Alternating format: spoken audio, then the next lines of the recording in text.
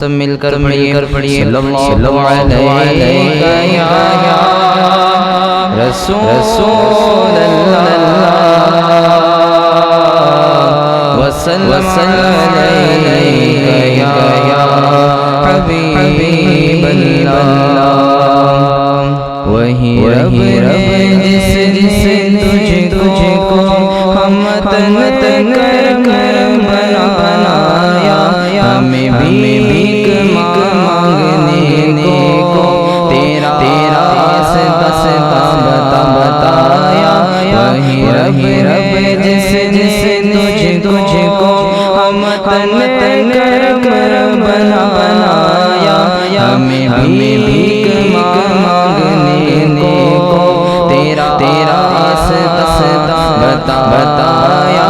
تجھے حمد ہے خدایا، تجھے حمد ہے خدایا، تجھے حمد ہے خدایا، تجھے حمد ہے خدایا۔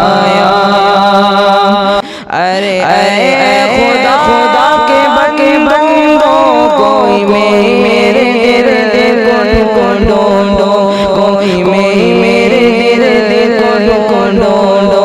میرے پاس تھا ابھی کیا ہوا خدایا۔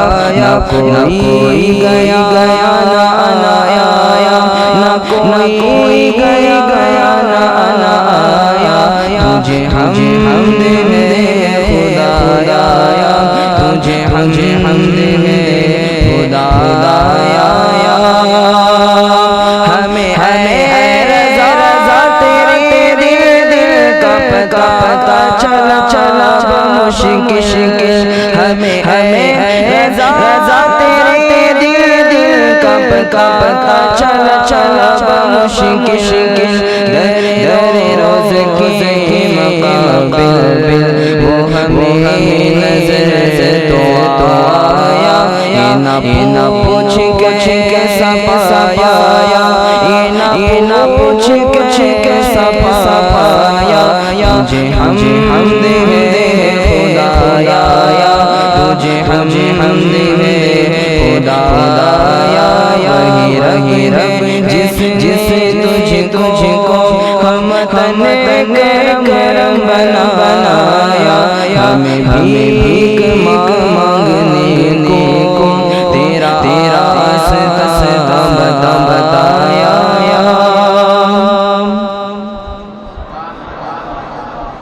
بل کشف جمالی حسن جمیع خصاله صلوا علیہ وآلہ۔ کرو مد ذرا پڑھے اس بانے میری بلا، کرو مد ذرا پڑھے اس بانے میری بلا۔ میں گدھا اپنے کریم کا، میں گدھا اپنے کریم کا، میرا دین پائے نہیں۔ صلوا علیہ وآلہ بلا کشف جمالی حسن جمیع خصاله صلوا علیہ وآلہ۔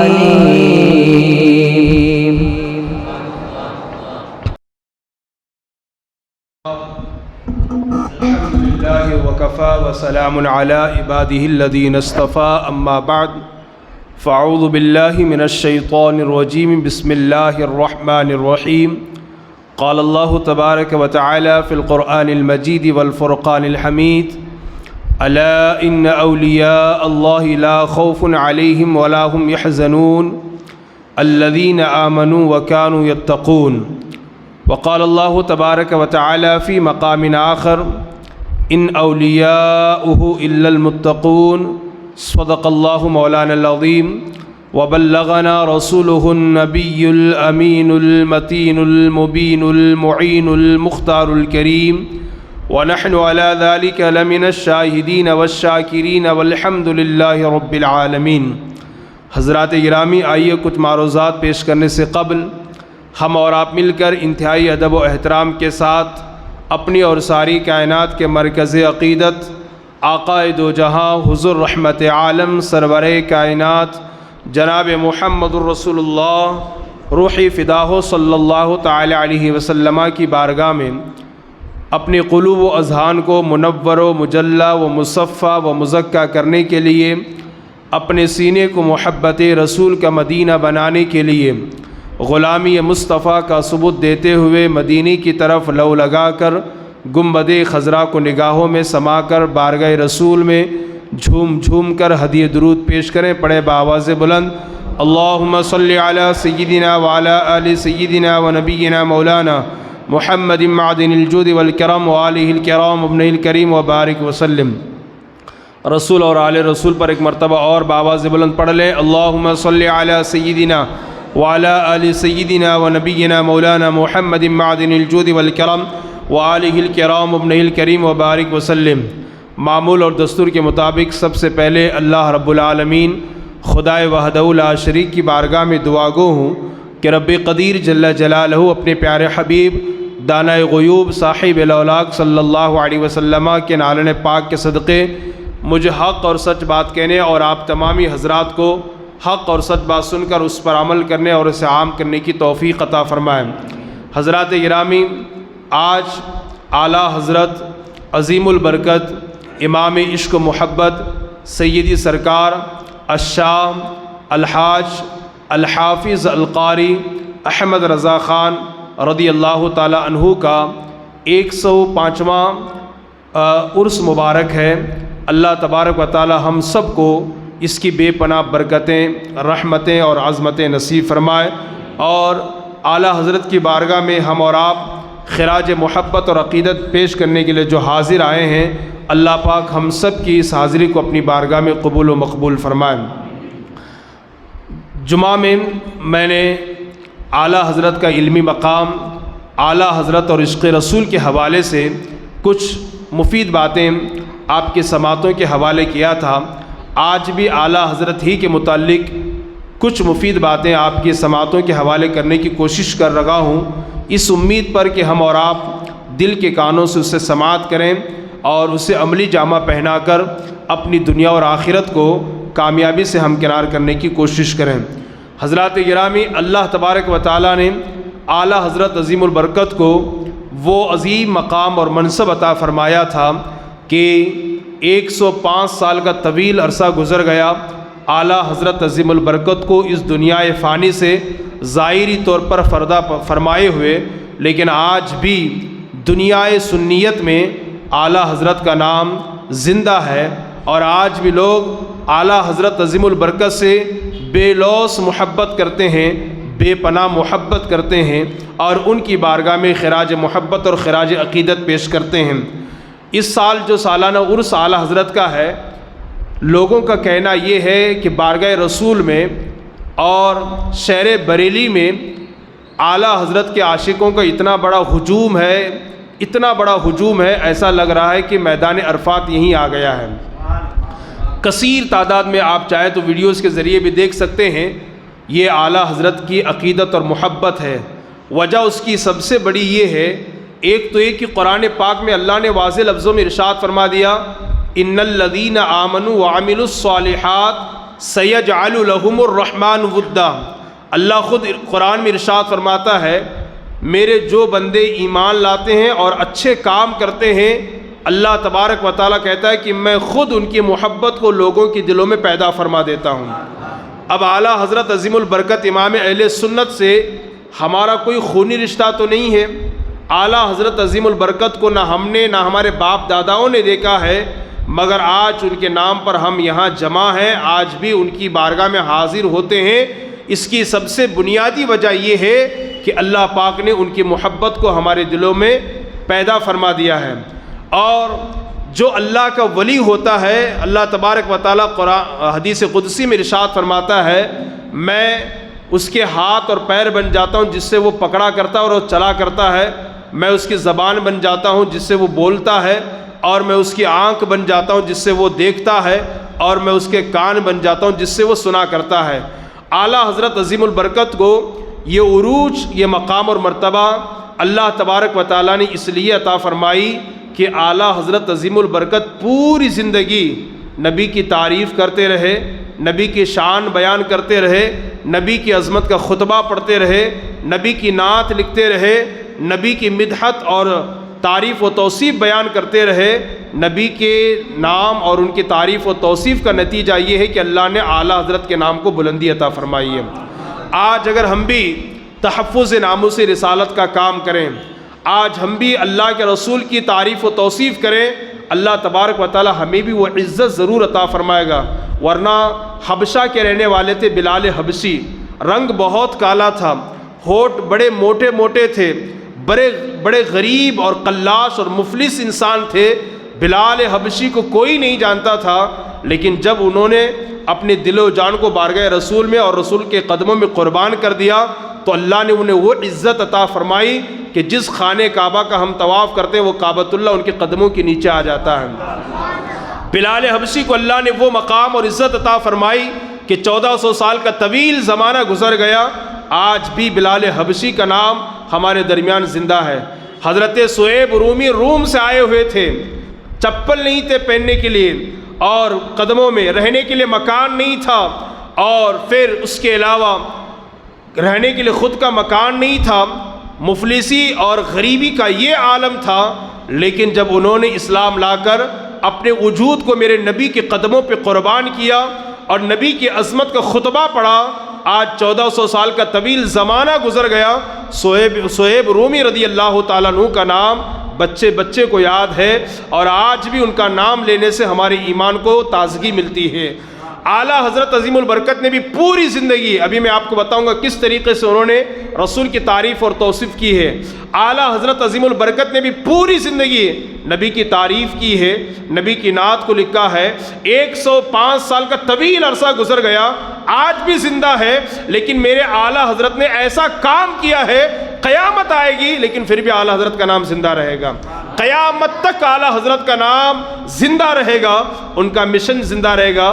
ذرا سنیے، آج اگر ہم سے کوئی کہہ دے یہ فلاں MLA صاحب ہیں، 2-3 القابات لے کر کے انہیں مائک پر آپ مدعو کریں، یہ فلاں متولی صاحب ہیں، یہ فلاں رئیس صاحب ہیں، فلاں امیر زادہ ہے، کچھ ان کی تعریف کر دیں، ہم تو انہیں اتنی تعریف کر کے اڑا دیتے ہیں کہ آسمانوں پر پہنچا دیتے ہیں۔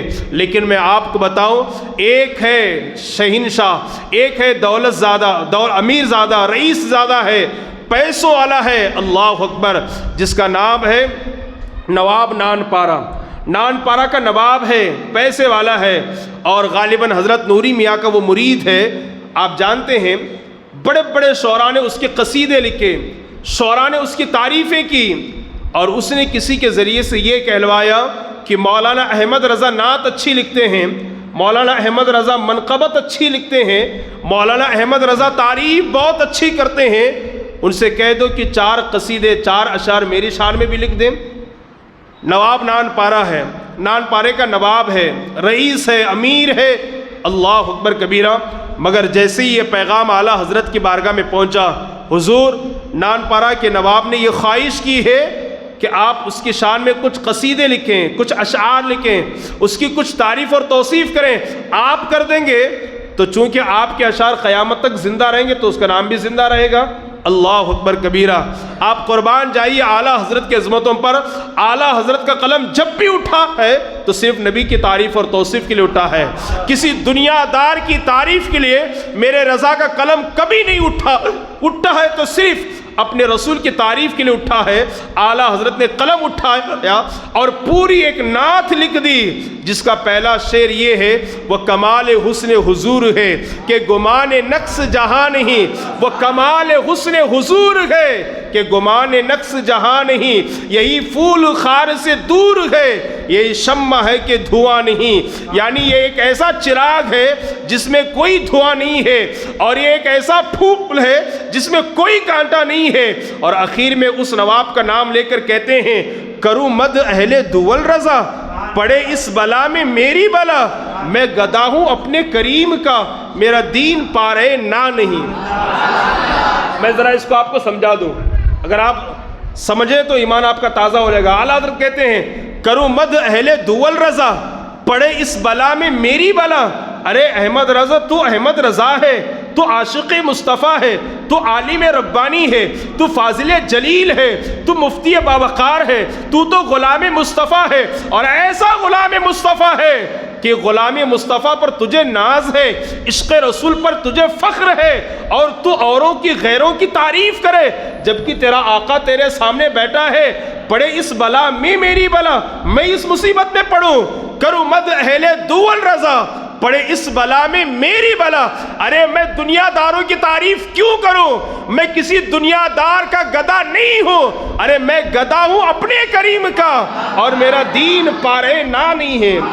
ارے جب میں اپنے آقا مولا مدنی تاجدار کا گدا ہوں تو کسی اور کی تعریف میں کیوں کروں، کسی اور کی شان میں کیوں کروں۔ میرے اعلیٰ حضرت نے پوری نعت ہی لکھ دی ہے، اور پھر کہتے ہیں میرا دین پارے نہ نہیں، میرا دین جو ہے نا وہ نان پارا کی روٹی نہیں ہے کہ میں نواب نان پارا کی تعریف کروں گا تو میری روزی روٹی چلے گی، ایسا نہیں ہے۔ میں یہاں تعریف کرتا ہوں اور حضور کی بارگاہ سے مجھے فیض ملتا ہی رہتا ہے۔ یہ وہ اعلیٰ حضرت ہیں۔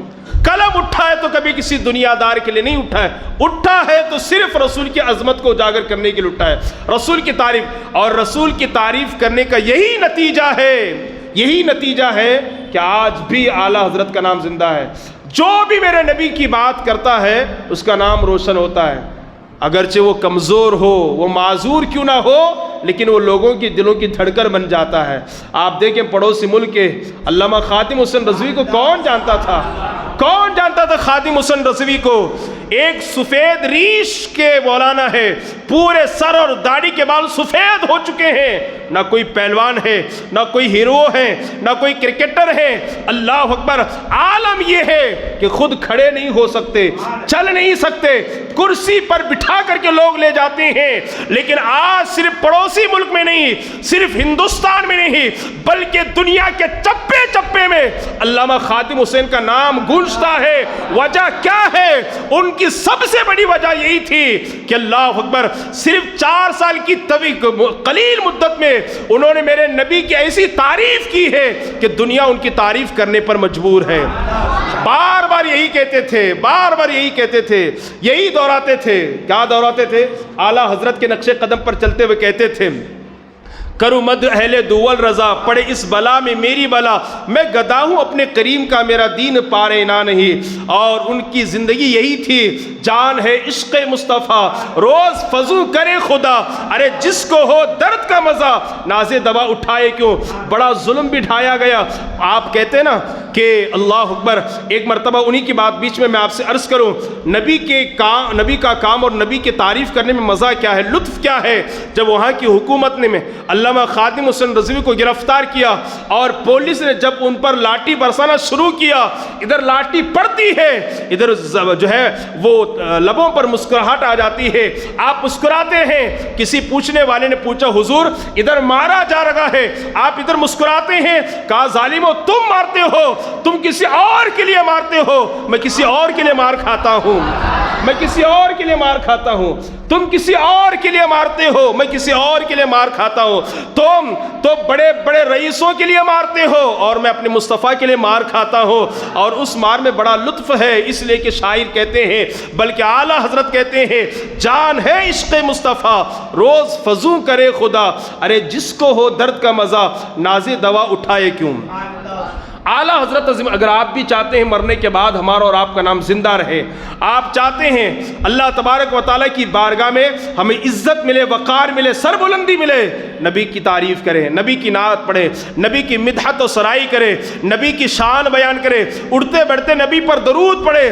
قسم واللہ 1500 سال کیا، 2000 سال کیا، 5000 سال کیا، اگر اتنا طویل عرصہ بھی گزر جائے، قیامت تک اللہ آپ کے نام کو روشنی عطا فرمائے گا، اللہ آپ کا نام بلند فرمائے گا۔ آئیے میں آپ کو بتاؤں، اعلیٰ حضرت پوری زندگی نبی کی نعت لکھتے رہے۔ آپ ذرا سوچیے اور اندازہ فرمائیے، اعلیٰ حضرت عظیم البرکت رضی اللہ تعالیٰ عنہ کے کانوں تک جب یہ بات پہنچی کہ کچھ کلمہ پڑھنے والوں نے نبی کے اختیارات کا انکار کیا ہے، کچھ کلمہ پڑھنے والوں نے نبی کے تصرفات کا انکار کیا ہے، اور یہ کہا ہے کہ جس کا نام محمد یا احمد ہو وہ کسی چیز کا مختار نہیں ہوتا ہے، بلکہ لوگوں نے یہ کہا کہ جب قیامت کے دن نبی اپنی بیٹی فاطمہ کو نہیں بچا سکیں گے تو اوروں کو کیا بچائیں گے۔ اللہ اکبر کبیرہ، آپ ذرا سوچو اور اندازہ لگائیں، یہ کلمات کسی اور کے نہیں ہیں، داڑھی رکھنے والوں کے ہیں، ٹوپی پہننے والوں کے ہیں، جبہ قبہ پہننے والوں کے ہیں، امامہ پہننے والوں کے ہیں، حج و عمرہ کرنے والوں کے ہیں۔ کیا ہے کہ قیامت کے دن جب نبی اپنی بیٹی فاطمہ کو نہیں بچا سکتے، اوروں کو کیا بچائیں گے؟ ارے جس کا نام محمد یا احمد ہوگا وہ کسی چیز کا مالک اور مختار نہیں ہوگا، اسے کسی چیز کا تصرف نہیں ہوگا۔ اعلیٰ حضرت کی بارگاہ میں جب یہ بات پہنچی، ارے قرآن نے تو ان کے تصرفات کو بیان کیا ہی کیا ہے، ان کے اختیارات کو قرآن نے بیان کیا ہے، لیکن میرے رضا کی بارگاہ میں جب یہ بات پہنچتی ہے، اعلیٰ حضرت پکار کر کے یہ کہتے ہیں، ارے یہ کوئی تمہارا اور نبی ہوگا جسے کسی چیز کا اختیار نہیں ہوگا، میرے نبی کی شان تو یہ ہے، واہ کیا جود و کرم ہے شہ بطحہ تیرا، نہیں سنتا ہی نہیں مانگنے والا تیرا۔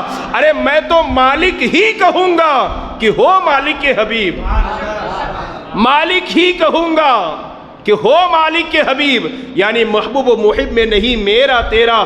تم انہیں مجبور اور بے کس اور لاچار سمجھتے ہو، معاذ اللہ، ان کا عالم یہ ہے، چاند بنائے رب توڑے محمد، سورج کو ڈبائے اللہ، چاند بنائے اللہ، اس کے ٹکڑے کرے محمد، سورج کو ڈبائے اللہ، دوبارہ واپس نکالے محمد صلی اللہ علیہ وسلم۔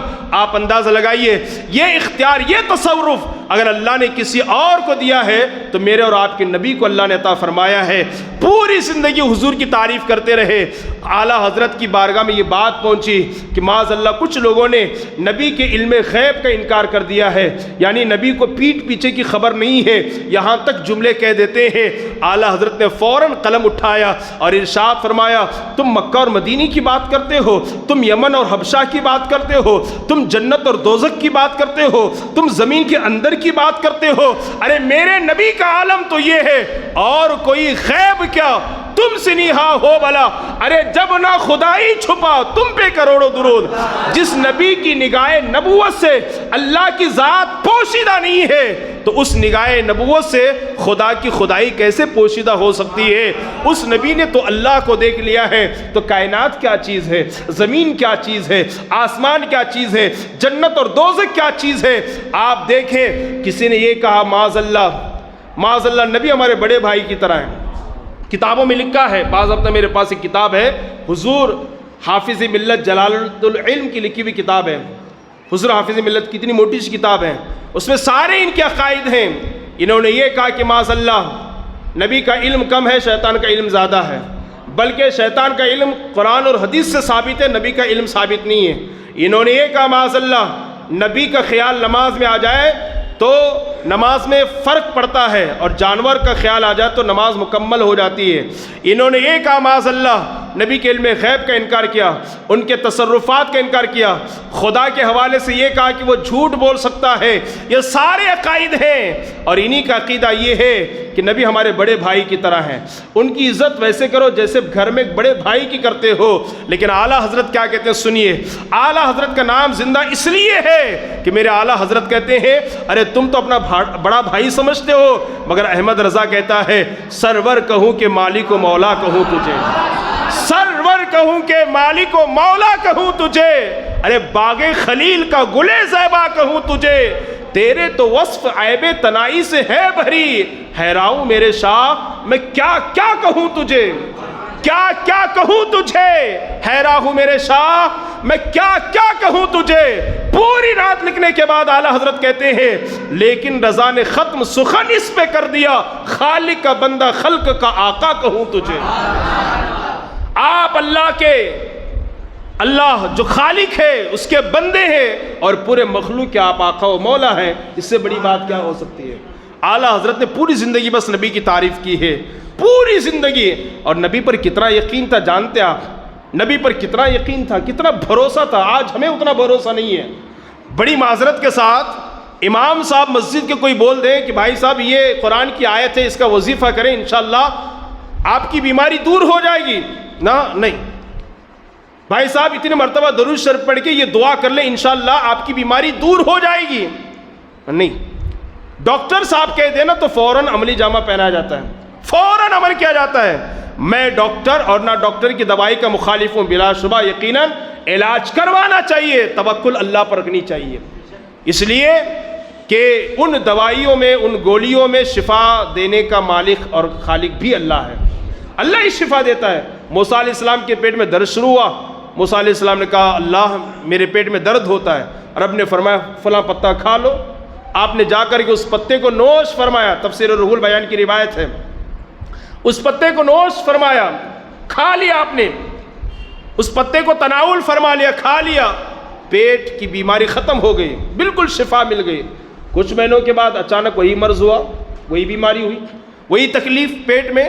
اب ڈائریکٹ جا کر کے اس پتے کو آپ نے تناول فرمایا، اب کم ہونے کے بجائے مرض بڑھتا گیا. چونکہ کلیم اللہ تھے نا، اللہ سے کہتے مولا پیٹ میں درد تھا، تو نے کہا پتہ کھانے کو، میں پتہ کھا گیا، ختم ہو گیا درد، شفا مل گئی.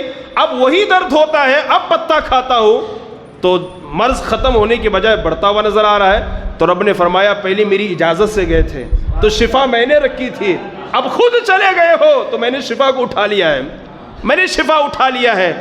تو دوائیوں میں بھی جو شفا ہوتی ہے نا وہ اللہ ہی دیتا ہے. کبھی 10,000 کی گولیوں سے وہ فرق نہیں پڑتا جو 2 روپے کی گولیوں سے فرق آ جاتا ہے، یہ اللہ تعالیٰ دیتا ہے. تو اللہ اور اس کے رسول کے فرامین پر ہمیں سب سے زیادہ یقین ہونی چاہیے. اللہ نے فرمایا برکت ہے، آمنا صدقنا. نبی نے فرمایا برکت ہے، فائدہ ہے، آمنا صدقنا. بس نبی بولے آنکھ بند کر کے ختم کر جائیں. اگر زہر بھی سامنے رکھا ہو، نبی نے کہا کہ بسم اللہ پڑھ کے پی لو تو کچھ بھی تکلیف نہ ہوگی. تو اس یقین کے ساتھ پئیں گے، قسم رب کعبہ کی زہر بھی نقصان نہیں پہنچا سکتا. کیا خالد بن ولید نے نہیں پیا تھا؟ خالد بن ولید نے بسم اللہ کہہ کر کے اتنا خطرناک زہر کہ اگر ہونٹوں کے قریب لے جایا جاتا تو ہونٹ چکنا چور ہو جاتے. انگلی اس زہر کے قریب کرتے، اس کی جلن سے اس کی چمڑی جو نا وہ کالی پڑ جاتی. اتنا خطرناک زہر، آپ بسم اللہ پڑھ کے پی گئے. دعا آپ نے پڑھی بسم اللہ الذی لا یضر مع اسمہ شیء فی الارض ولا فی السماء، کہ زمین اور آسمان کی کوئی چیز نقصان نہیں پہنچا سکتی، اس اللہ کے نام کی برکت سے میں پیتا ہوں یا میں کھاتا ہوں.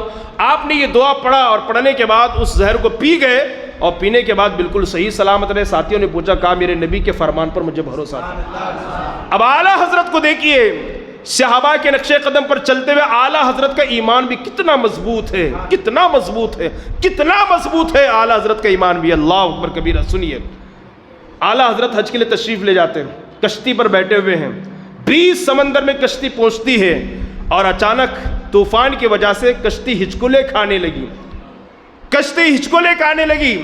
اور جو کشتی کا ملاح تھا، کشتی چلانے والا یا اس کا نگراں، اس نے کہا سارے لوگ سچے دل سے توبہ کر لیں اور کلمہ پڑھ لیں اور ایک دوسرے کو معاف کر دیں کہ اب کشتی ڈوبنا ہے، کشتی ڈوبے گی، کوئی نہیں بچا سکتا، اتنا خطرناک طوفان ہے، کشتی ڈوبے گی. اور سارے لوگ رونا دھونا توبہ استغفار شروع کر دیتے ہیں، کلمہ پڑھنا شروع کر دیتے ہیں. اللہ اکبر کبیرہ. سارے لوگ روتے ہیں. کنارے میں امام احمد رضا اعلیٰ حضرت تشریف فرمایا اور مسکرا رہے ہیں.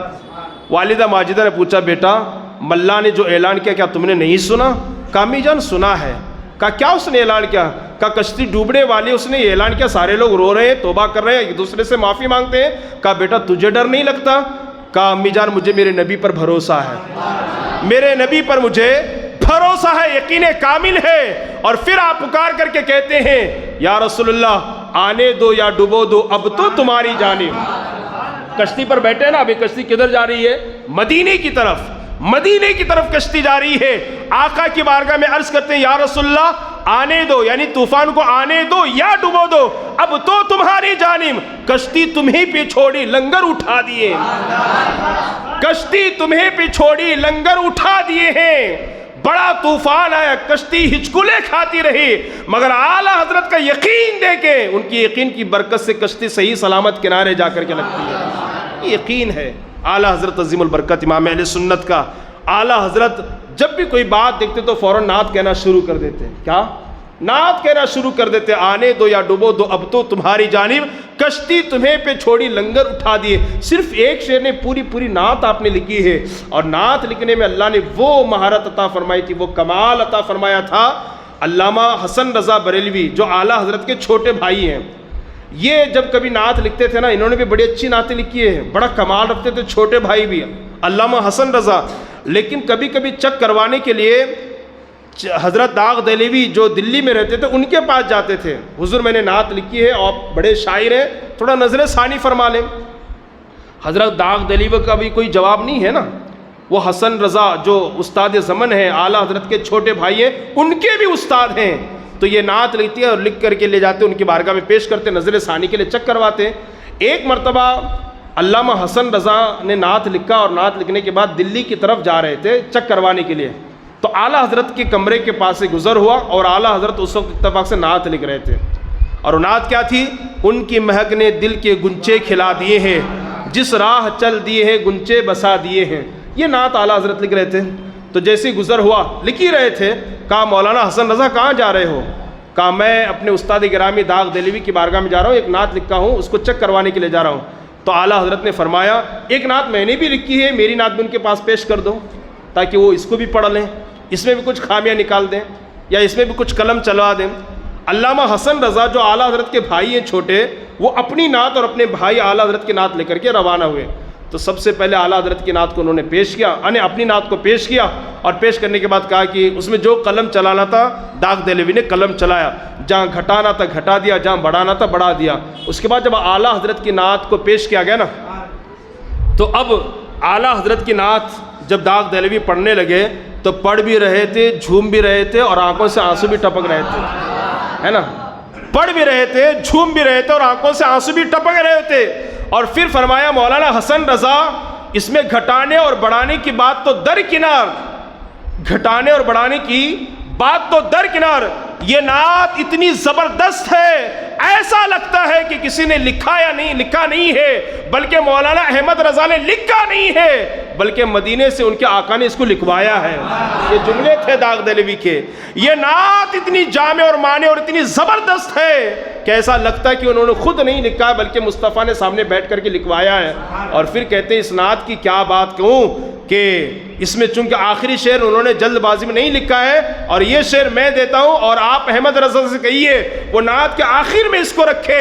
وہ کہتے ہیں ملک سخن کی شائی تم کو رضا مسلم، ملک سخن کی شائی تم کو رضا مسلم. ارے جس سمت آ گئے وہ سکے بٹھا دیے، جس سمت آپ چلے گئے سکے بٹھا دیے ہیں. وہ اعلیٰ حضرت ہیں، وہ عظیم البرکت ہیں.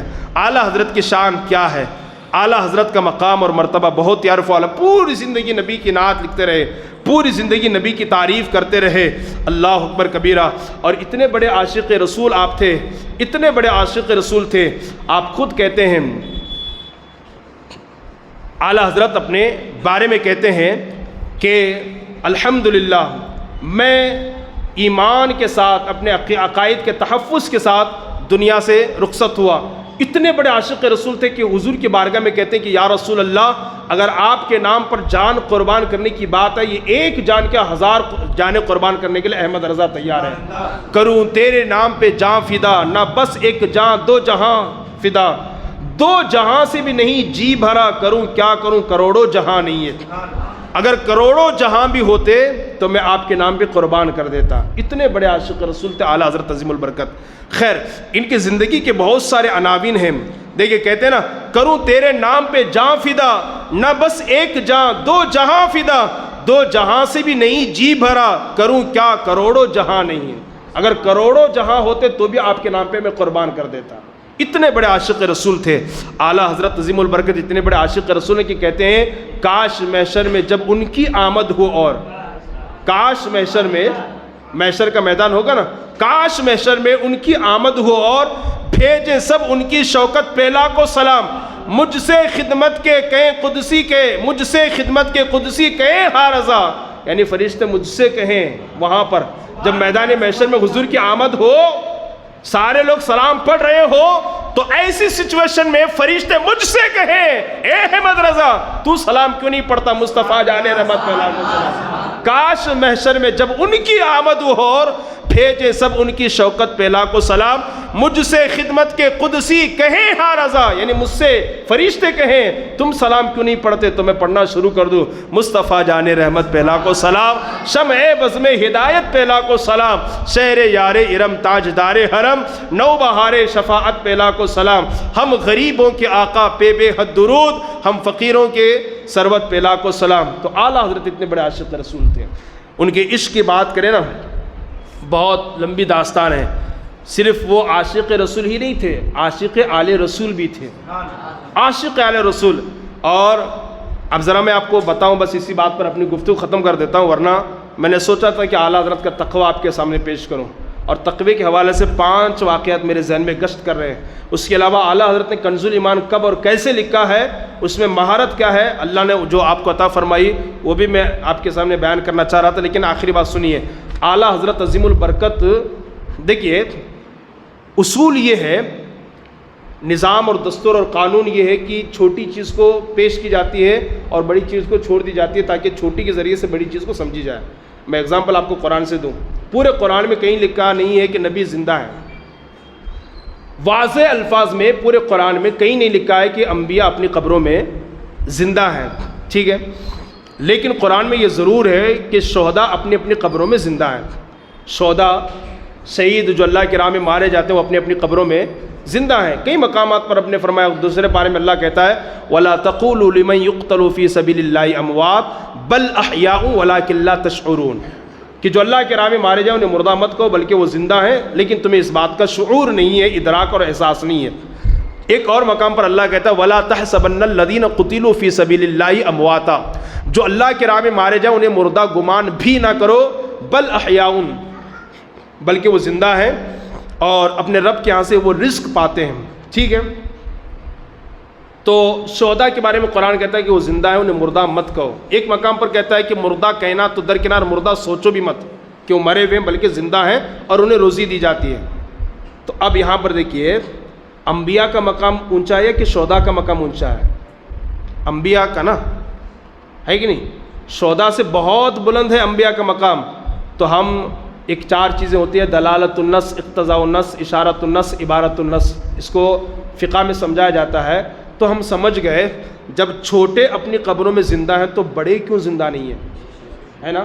جب چھوٹے اپنے قبروں میں شہداء زندہ ہیں تو انبیاء جن کا مقام شہداء سے بہت بلند و بالا ہے وہ زندہ کیوں نہیں ہے؟ ٹھیک ہے، اس کو اور ایک ایگزامپل سے آپ سمجھیں۔ پورے قرآن میں کہیں نہیں ہے کہ ماں کو مت مارو، باپ کو گالیاں مت دو، پورے قرآن میں کہیں نہیں ہے۔ ماں باپ کو گھر سے بے گھر مت کرو، پورے قرآن میں کہیں نہیں ہے۔ لیکن قرآن میں یہ ہے، اللہ کہتا ہے 15ویں پارے میں فلا تقل لہما اف، ماں باپ کو اف بھی مت کہو۔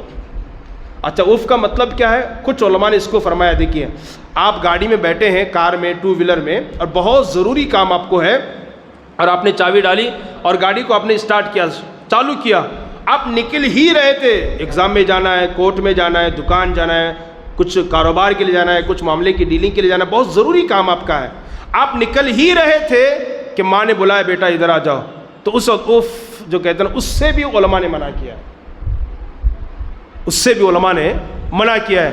اف تک نہ کہے ماں باپ کو، یہ ان کا مقام ہے۔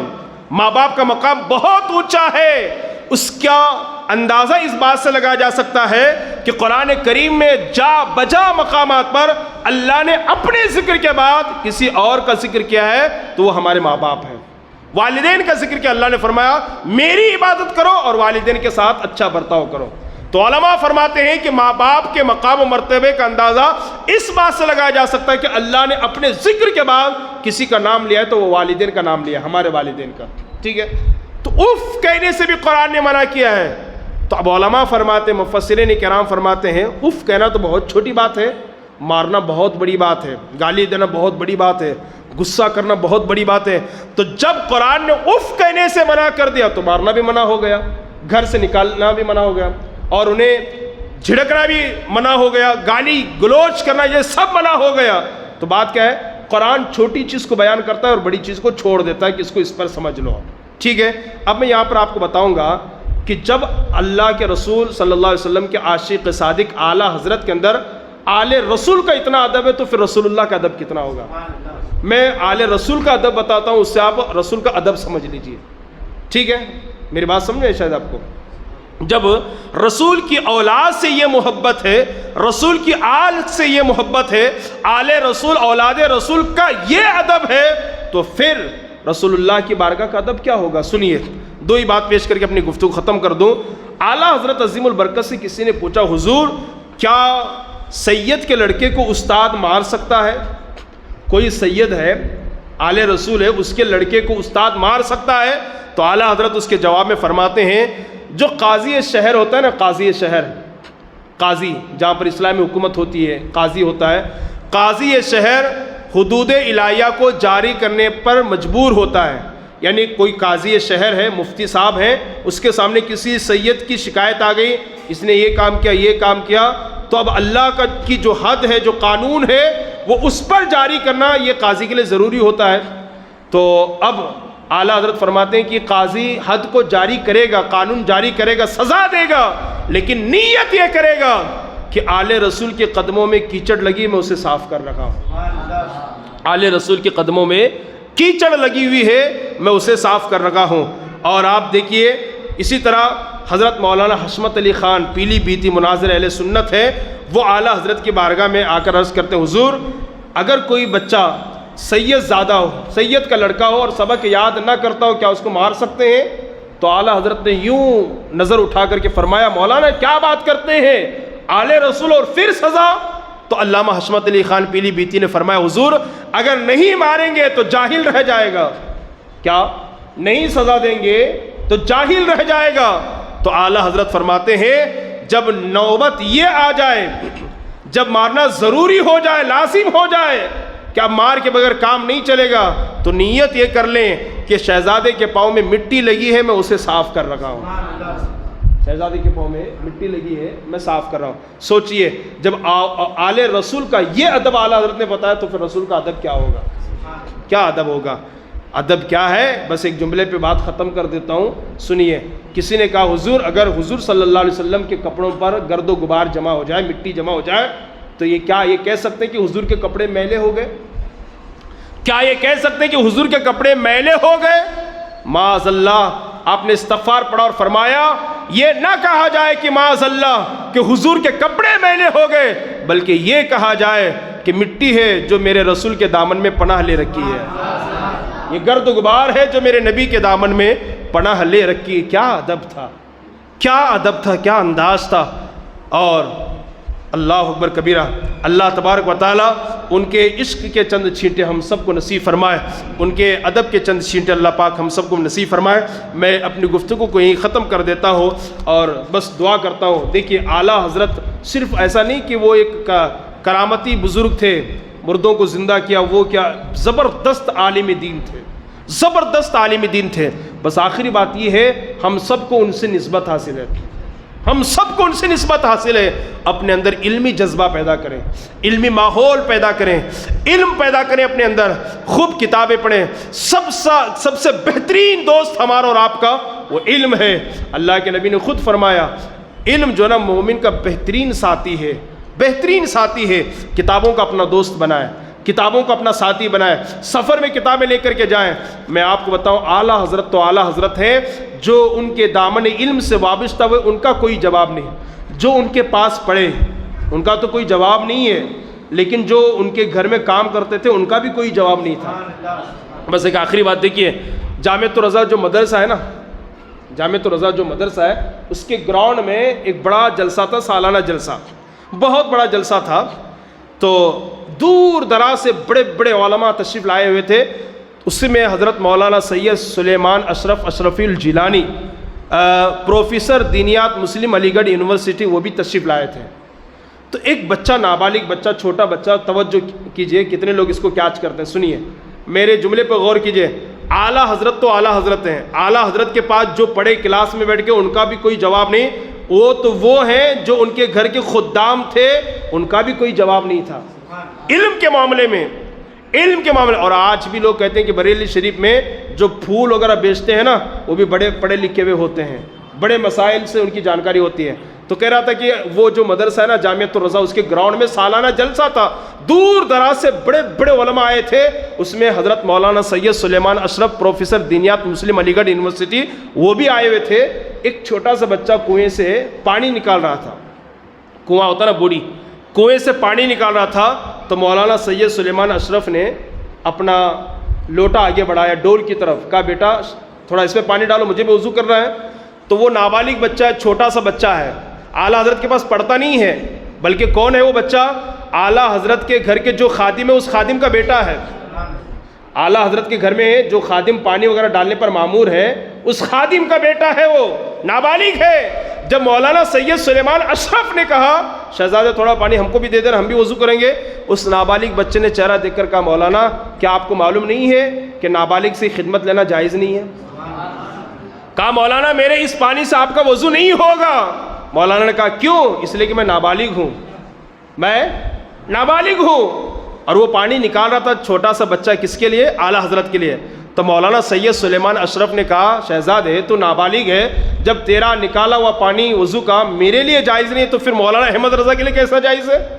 سمجھ میں آپ بات؟ آپ کو جب میرے لیے جائز نہیں ہے کہ تو نابالغ ہے اور نابالغ سے خدمت لینا جائز نہیں ہے تو مولانا احمد رضا کے لیے کیسے جائز ہے؟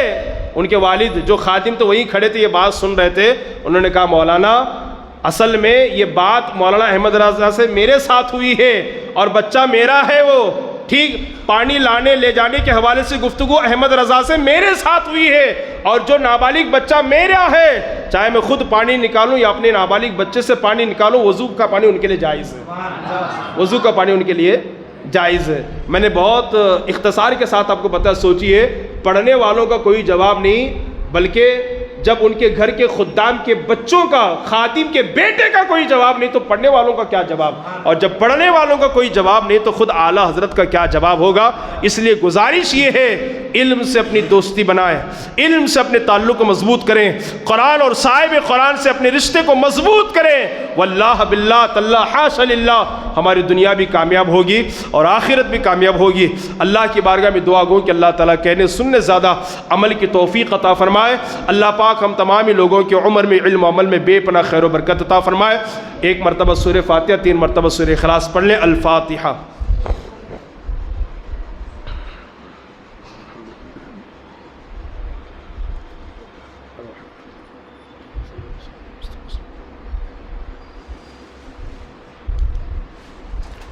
الرحمن الرحیم.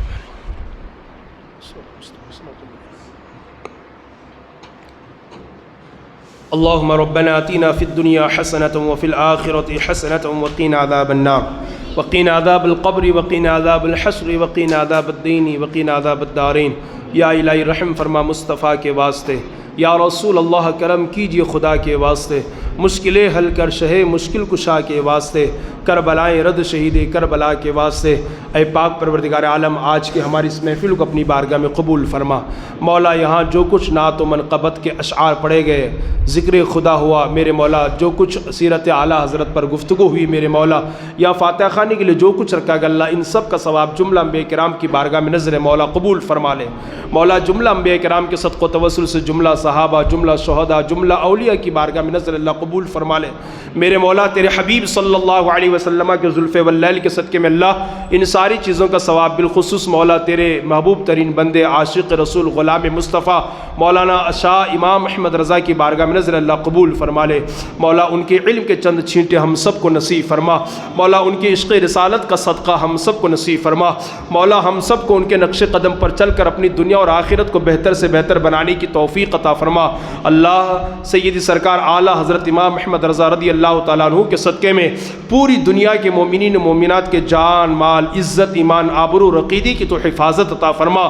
مولا سیدی سرکار اعلیٰ حضرت کے صدقے میں ہمارے ملک ہندوستان کو امن و شانتی کا گہوارہ بنا. مولا صوبے کرناٹک کو امن و شانتی کا گہوارہ بنا. مولا شہر ہبلی کو امن و شانتی کا گہوارہ بنا.